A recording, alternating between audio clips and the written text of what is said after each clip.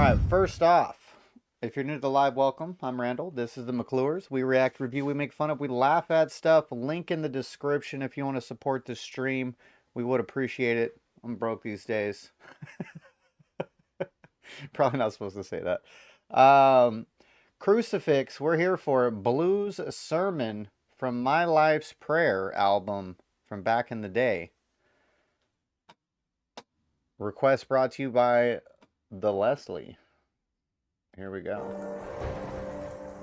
Oh, I don't have my headphones. Let's see if these speakers will work.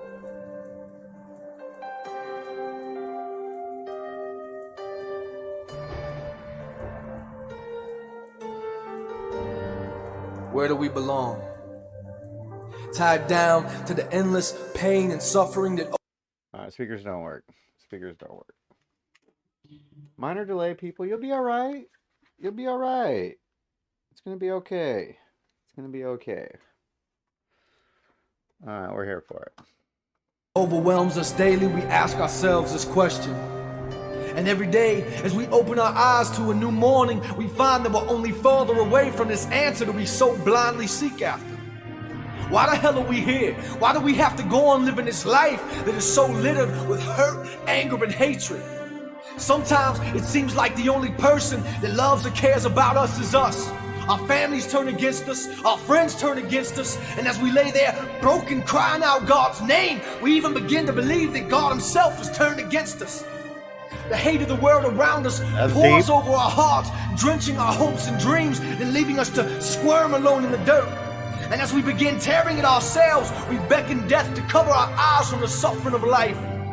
We're hopeless, a lineage of people, blind and confused, searching them. This is at the point Crucifix hasn't realized. That's what life is, bro. That's what life is. It's suffering. It's suffering with moments of happiness. But basically it's suffering. Trials and tribulations. That's what we're doing here, bro. A lineage of people, blind and confused, searching amongst each other for an answer that cannot be found within themselves. I once heard a story about a man who had a wife and a son. Now this man worked day after day operating a drawbridge, lowering the bridge so that trains could pass over the top, and then raising the bridge so that boats could pass on the river beneath. The most important thing in this man's life was his family. He loved his family, he loved his wife, and he loved his son, and worked hard to bring home food each day. And then one night, the young boy asked his father if he could come to work with him the next day, and the man, wanting to spend as much time with his son as possible, said yes.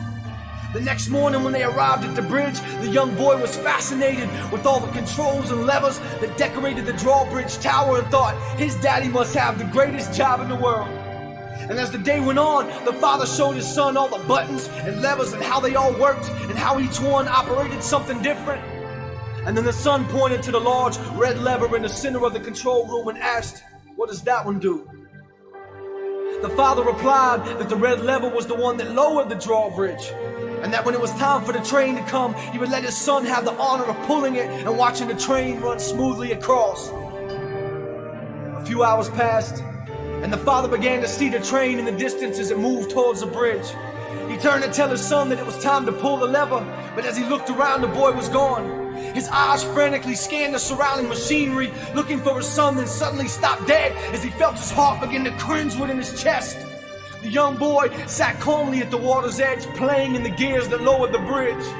His father began screaming at the top of his lungs with the hope that his son might hear or see him, but there was no response. The man gave... I know we're in the middle of a deep story. My bad. But I wanted to point out how deep this is. Is this, who knows if this is a real story? Is this a personal story of a Crucifix from childhood or something? Because he's about to give his dad a heart attack, bro. Playing on the tracks. Gazed out into the distance at the oncoming train as it raced towards the bridge. There wasn't enough time for him to run down and grab his son and make it back up to lower the bridge so that the train could pass. He tried screaming out his son's name once more, but there was no use. The machines were too loud and the boy could not hear him. Seconds turned to minutes, minutes to hours, and hours to what seemed like days. He had to make a decision, the life of his only son or the lives of these strangers on the train. and his heart burned within him as he knew what he needed to do. Choking back the tears that swelled in his eyes, he wrapped his finger around the red lever and whispered the words, "I love you," to his son below. And with those last words, he screamed out the boy's name and pulled back on the red lever that marked the death of his truly beloved son. And all the regret that could possibly burn in a human being sheared through his heart as he watched his son slowly pull through the gears. And as the boy's blood poured out onto the dirt, the bridge was lowered and the lives of these strangers on the train were saved. Sometimes, as we travel over this bridge of life, we complain and we let our heart... Holy shit, bro, what?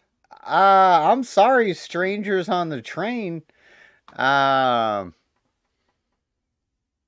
I guess if the train crashes, your son still dies? Because he's right there?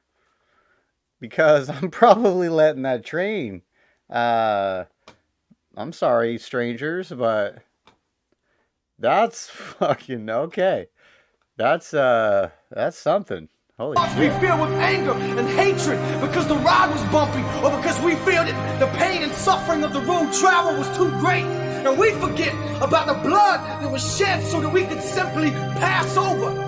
Sometimes it seems like the only one who loves or cares about us is us. Our families are against us, our friends are against us, and we even begin to believe that God himself is against us. The same God who watched his only son's blood spill into the dirt so that we might be saved.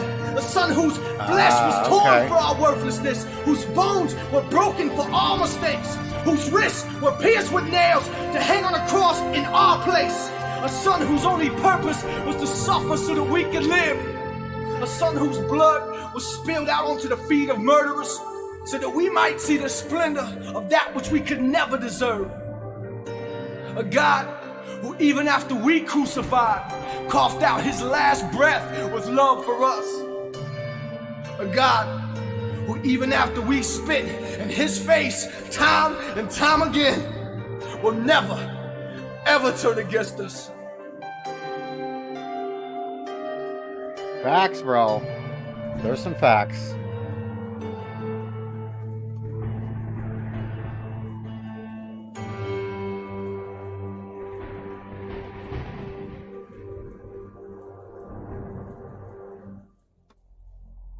Powerful message from Crucifix.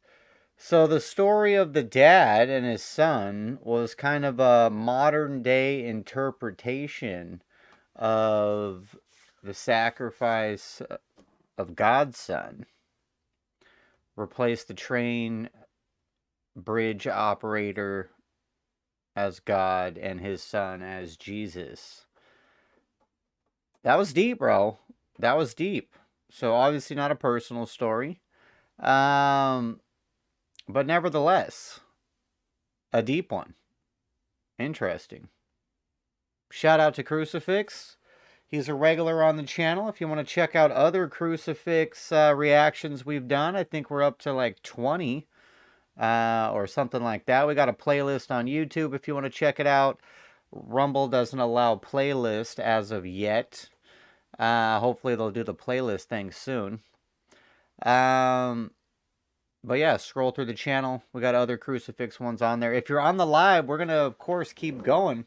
But if you watch this as a video, click a link, follow, subscribe, join, all that stuff. We appreciate you. Later, bye.